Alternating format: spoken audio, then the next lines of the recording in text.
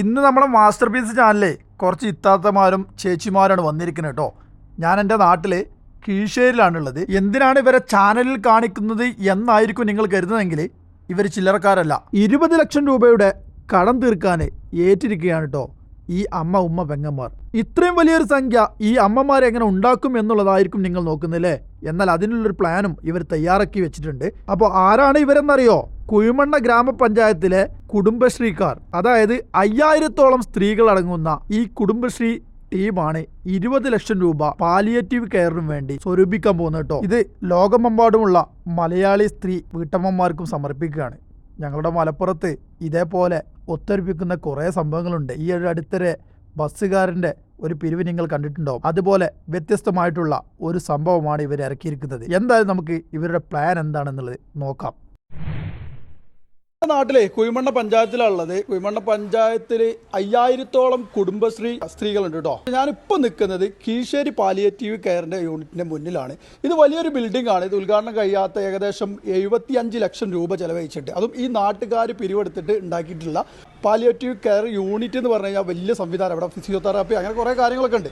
അപ്പോൾ 60 ലക്ഷം രൂപ ഇതിന് നമ്മുടെ നാട്ടുകാർ തന്നെ ഇതിൻ്റെ ഫണ്ട് ശേഖരണാർത്ഥം ഇതിന് പിരിവ് കൊടുത്തു. അതിനുശേഷം കുറച്ച് കടബാധ്യതകളൊക്കെ വന്നിട്ട് ഏകദേശം ഒരു 10-15 ലക്ഷം രൂപ ഈ ബിൽഡിങ്ങിന് തന്നെ വന്നിട്ടുണ്ട്.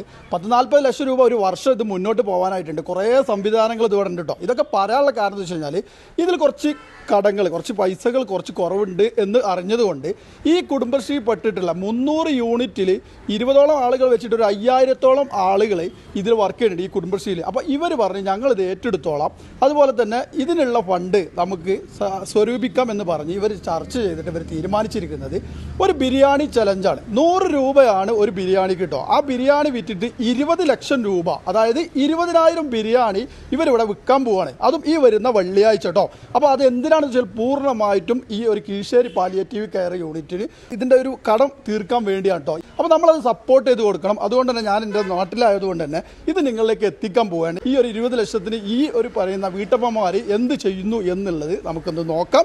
അതിനായിട്ട് എൻ്റെ വേക്കിലുള്ളത് ഇത് മുഴുവനായിട്ട് നമ്മുടെ നാട്ടിലുള്ള ഈ ഒരു കുഴിമണ്ണ പഞ്ചായത്തിലുള്ള അല്ലെങ്കിൽ ഇതിൻ്റെ പ്രവർത്തകരാണ്. ഇവരുടെ കീഴിലായിട്ട് 5000-ഓളം നമ്മളെ വനിതകൾ വർക്ക് ചെയ്യുന്നുണ്ട് കേട്ടോ. അപ്പോൾ ഇവരോട് തന്നെ ചോദിച്ചു നോക്കാം എന്താണ് ഇങ്ങനെ ഒരു തീരുമാനത്തിലേക്ക് എത്താനുള്ള കാരണം എന്നുള്ളത് കേട്ടോ. അപ്പോൾ ആരപ്പോൾ ഇതിൻ്റെ മുന്നിലുള്ളത്? നിങ്ങളുടെ പേരെന്താ? റൈഹാനത്ത്. എന്താണ് ഇപ്പോൾ ഈ 20 ലക്ഷം രൂപ നമുക്ക് ഇവർക്ക് വേണ്ടി ചെയ്തു കൊടുക്കാമെന്ന് പറഞ്ഞിട്ടുണ്ട്. അപ്പോൾ ഈ ഒരു ബിരിയാണി ചലഞ്ച് നടത്തിയിട്ട്, അതായത് 100 രൂപയ്ക്ക് ഒരു ബിരിയാണി നമ്മൾ കൊടുക്കാൻ പോകുന്നു എന്ന് പറഞ്ഞു അല്ലേ. അപ്പോൾ ഇത് എങ്ങനെ നിങ്ങൾക്ക് ഒരു തീരുമാനം ഉണ്ടായത്?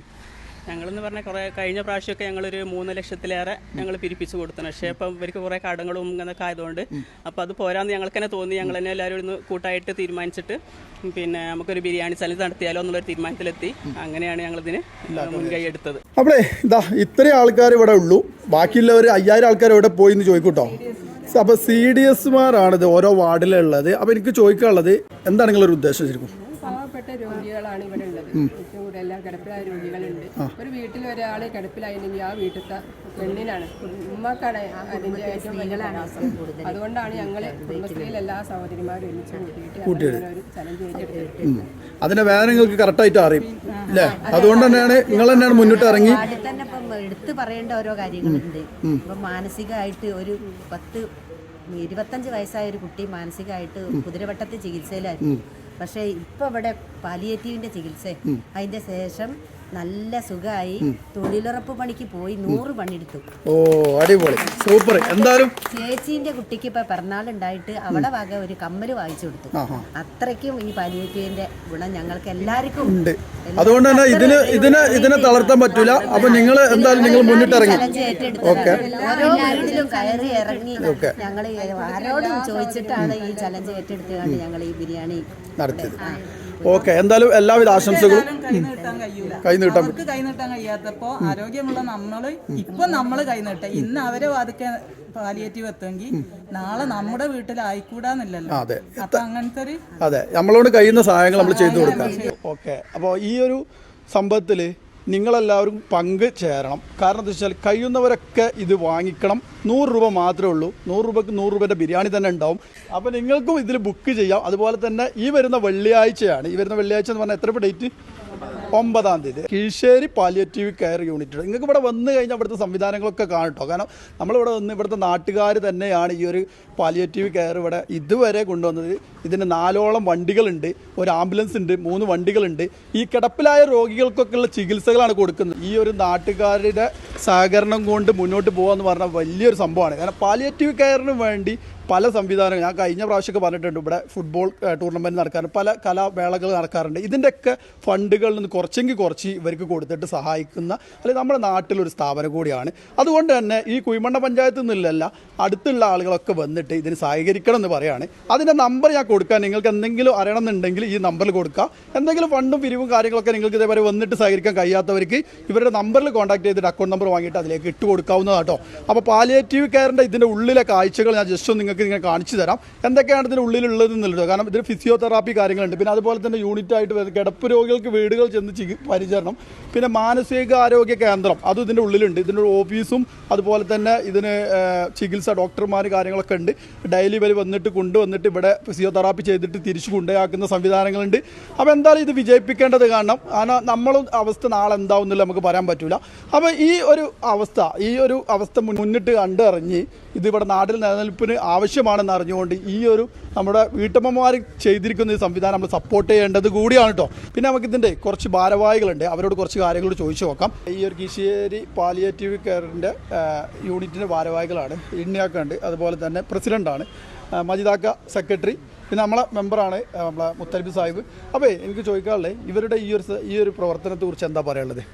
കുടുംബശ്രീ കേരളത്തിൽ തന്നെ ചരിത്രത്തിൽ നമ്മളെ പാലിയേറ്റീവിന് വേണ്ടി കൈകോർക്കണ ഒരു കൂട്ടായ്മൻ്റെ ഏറ്റവും വലിയ ഉദാഹരണമാണ് ഇവർ നടത്തുന്ന ഈ ചലഞ്ച് എന്ന് പറഞ്ഞിട്ടുണ്ടെങ്കിൽ. സാധാരണ നമ്മൾ ഒരു ചലഞ്ച് നടത്തിയിട്ട് നമ്മൾ രോഗിനെ പരിചരിക്കേണ്ട എന്ന് പറഞ്ഞ് നമ്മൾ ഈ പൈസ പരിചരണത്തിന് വേണ്ടിയല്ല ഉപയോഗിക്കണേ. നിങ്ങൾ ഈ സംവിധാനം നമ്മൾ നടത്തിയതിന് നമ്മൾ എസ്റ്റാബ്ലിഷ് ചെയ്യാൻ വേണ്ടി നമ്മൾ ഒരു വർഷം കൊണ്ട് ഈ നാട്ടിലെ ആൾക്കാരിൽ നിന്നാണ് നമ്മൾ പൈസ സ്വരൂപിച്ചിട്ടുള്ളത്. അതിലൊരു 15 ലക്ഷം രൂപയും ബാധ്യത ഉണ്ട്. ആ ബാധ്യത നമ്മൾ എന്ത് ചെയ്യണം, ഈ മാസം തന്നെ നമ്മൾ തീർക്കേണ്ട ബാധ്യത ആയതുകൊണ്ട് ഇതിൻ്റെ ഉദ്ഘാടനത്തിന് മുമ്പ് തന്നെ ആ ബാധ്യത തീർക്കേണ്ടതുള്ളതുകൊണ്ട് ഞങ്ങൾ അവരെ സമീപിച്ചു. അവർ നമ്മൾ ഇവിടെ മീറ്റിംഗ് വിളിച്ച് അവർ മുന്നോട്ട് വെച്ച ഒരു ആശയമാണ് ഞങ്ങളതിന് ചേർത്ത് നിർത്തി. അവർ ഞങ്ങളെ കൂടെ ഉണ്ട്. അത് കീഴ്ശ്ശേരി പാലിയേറ്റീവ് കെയറിനെ നമ്മുടെ കുടുംബശ്രീ ഇനിയുള്ള കാലം അവർ നയിക്കും എന്നുള്ളതാണ് എനിക്കത് പറയാനുള്ളത്. അപ്പോൾ എന്താണ് പറയാനുള്ളത്? കീഴ്ശ്ശേരി പാലിയേറ്റീവിനെ സംബന്ധിച്ച് മാത്രമല്ല, കേരളത്തിൽ തന്നെ ഇങ്ങനെ ഒരു കുടുംബശ്രീ ഏറ്റെടുത്തിട്ടുള്ളൊരു പരിപാടി അറിവിലില്ല, കേട്ടിട്ടില്ല. പക്ഷേ ഇത് ഞങ്ങളെ സംബന്ധിച്ച് വളരെ ആശ്വാസം എന്ന് പറഞ്ഞാൽ ചാലഞ്ച് മാത്രമല്ല, ഇങ്ങനെയുള്ള ആളുകൾ ഇത് ഏറ്റെടുക്കുമ്പോൾ ഇതിൻ്റെ പ്രവർത്തകരായിട്ടുള്ള ഞങ്ങൾക്ക് അതൊരു പ്രചോദനമാണ്. എന്താണ്, ഒരു ശക്തിയാണ്.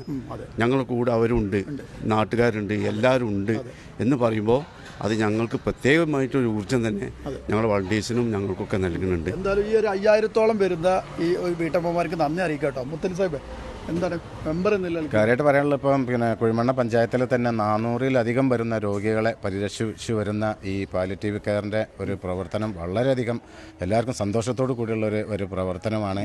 അതിന് ഉപരിയായി ഇപ്പോഴത്തെ ഈ നമുക്ക് വന്ന ഈ കടും കാര്യങ്ങളും വിട്ടുവാൻ വേണ്ടി പിന്നെ ഈ കുടുംബശ്രീ കുഴിമണ്ണ പഞ്ചായത്തിലെ 300-ഓളം വരുന്ന കുടുംബശ്രീ ഇതിൽ വിട്ടവർ ഒരു ചലഞ്ചുമായി മുന്നോട്ട് വന്നതിൽ വളരെയധികം സന്തോഷമുണ്ട്.